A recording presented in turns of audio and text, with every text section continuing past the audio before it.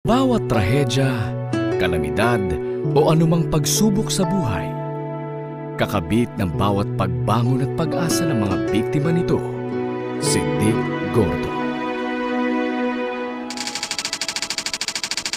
Mahigpit ang seguridad sa base naval ng Amerika sa Subic. Hindi basta-basta makakapasok sa loob ang hindi empleyado.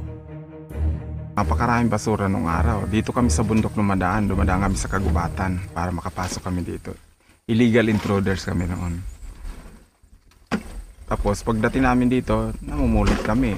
Ngayon, bago kami mamulot, tumitigil muna kami dyan sa kabundukan, tumatanaw-tanaw muna kami kung mayroon mga marines kasi bawal lumapit at kapag may marines, uhulihin kami, nagtatago kami.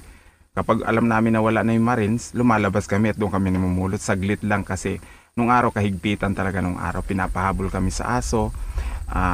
Kapag nahuli kami, dinadala kami sa makinaya. Kinukulong kami doon. Madalas kasi noon may mga sinasabing yung mga Taiwanese na nagtatapon noon kaya masigasig kami umakyat talaga pag nalalaman namin na darating ang mga ganung sitwasyon. Madaling araw pa lang umaakyat na kami sa bundok para puntahan namin yung pinagtatapunan. Mga casserole, mga solid na aluminium, mga beer can, mga kahoy, mga palitan na sinasabi. Kaya lahat yan ay natatangay namin kapag oras ng uwian ng mga hapon. Taong 1982, ang magkakaibigang scavenger na sina Carding Rivera, Ben Galang at Gregorio Moralos ay buong tapang na pumasok sa loob ng base upang manguha ng mga mapapakinabangang basura. Bago namatay si Morales, magkakasama kami namumulot dito sa dam site.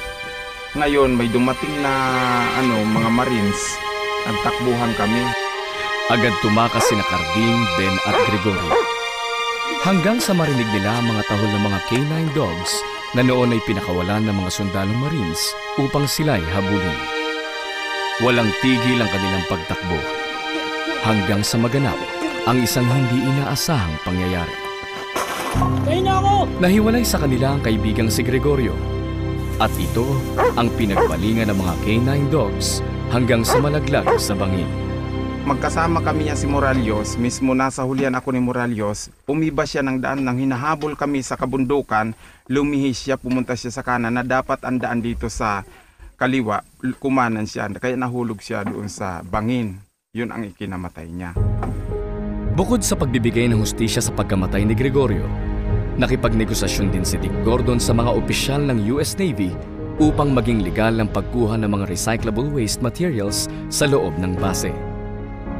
Naging mabilis ang pagsang-ayon ng mga opisyal ng US Navy at nabigyan ng kabuhayan ang mga residente ng Olongapo.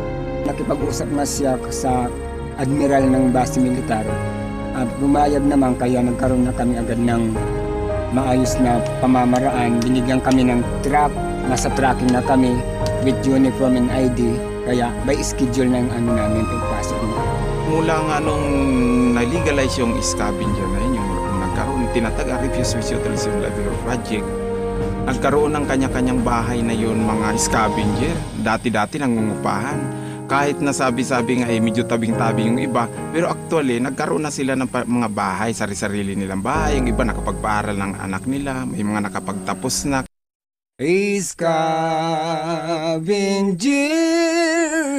pangalan ay dakila, nasa damping ang buhay naming mga dukha, kaya kami tumatawag kay Bathala. Di namin malilimot hanggang mamaya pa. Ang walang